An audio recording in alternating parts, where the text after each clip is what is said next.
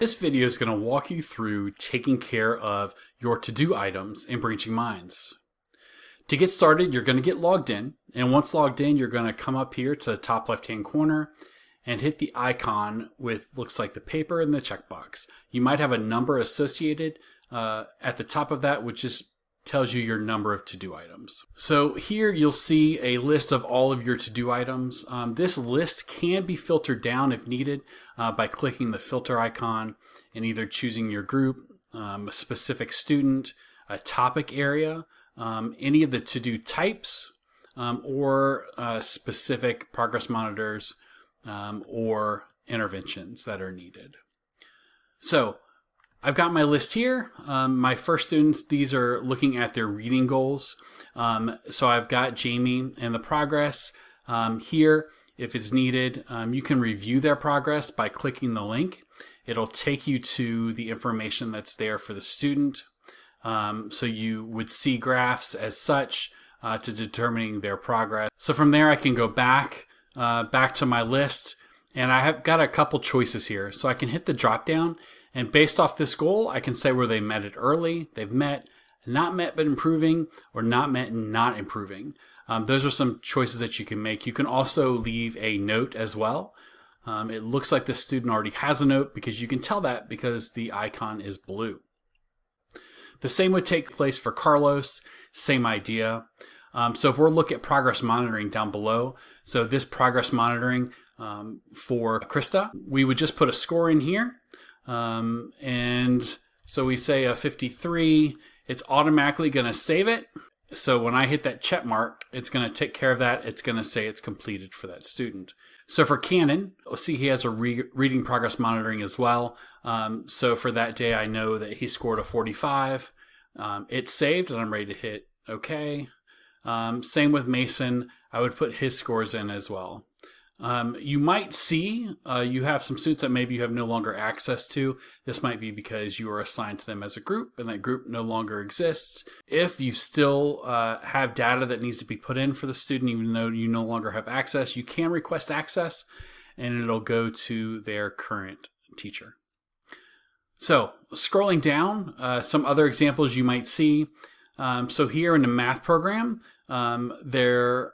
we're supposed to be getting 3 times a week for 20 minutes in this program. If that's the case, you would leave it. Say they were only there 2 weeks, but they did 25 minutes in those 2 times per week. And you could leave a note here if needed. Once that's done, you would just hit your checkbox.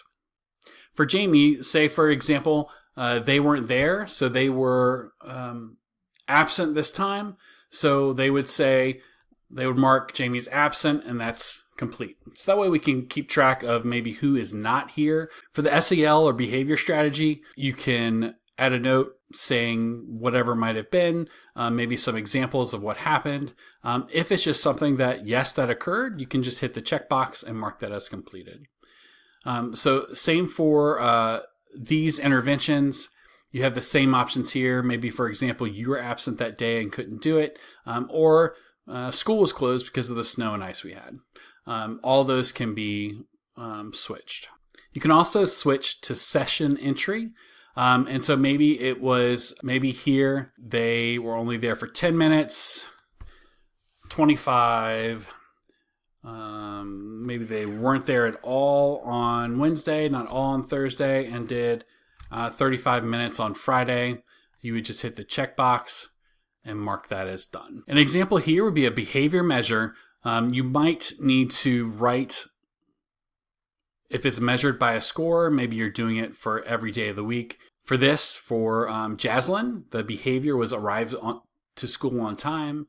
So this could just be a 1 and hit save. With this, it could be a 1 for a yes, a 0 for a no.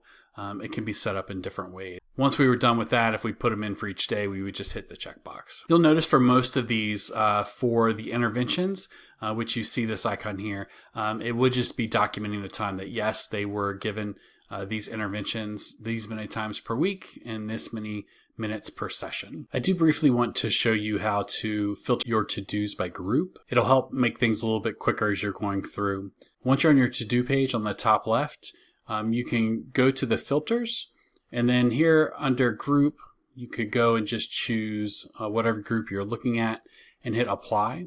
It's only going to take you to that specific group. So for this week right here, I've got the 2 students that were using the SIPS program 4 times per week for 30 minutes each.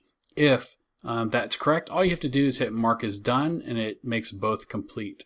If you want to leave a note for both students, you can hit note for all, and it'll go on both students on both their plans. If you need to change one, maybe based off, maybe they were only there 2 days a week, so you can go and change it how you see fit there too. We also have the same options here for individual student. Maybe they were out this week, so the student was absent. So this is an easier way here by inputting scores. So the score for this week for this student was a 56, and for this one was a 63. Once you're done with both of those, you just hit the checkbox and you're done. Once again, doing this for groups is an easy way to keep it sorted all together to make it a little bit easier. Sometimes teachers find it's easier when they have their notes all in one place. They can do that or have this open as they're working with the students. Hope this helps give you some better ideas on how to manage your to-dos in Branching Minds.